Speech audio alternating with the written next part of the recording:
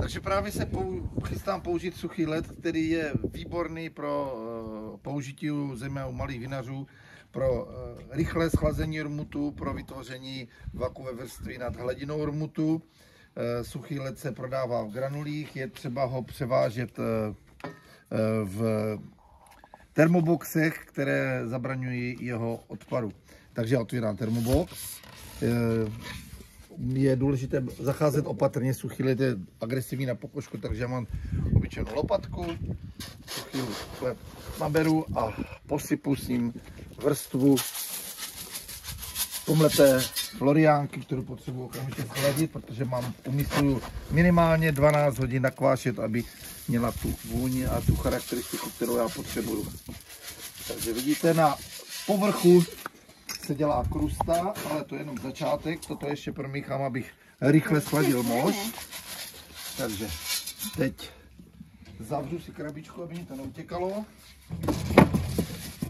A promíchám a všimněte si reakci, které bude dělat ještě dál děcka.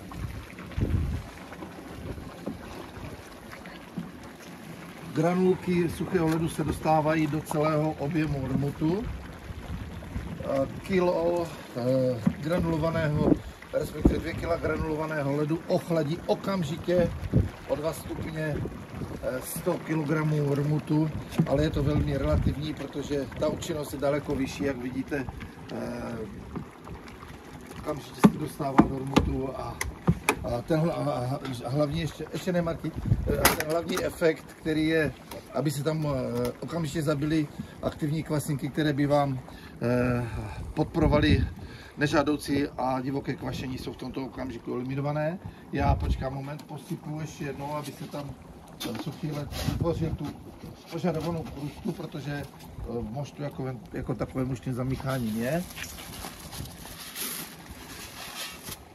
Takže vidíte, na nějakých 350 litrů moštu jsem potřeboval zhruba 4 kg suchého ledu.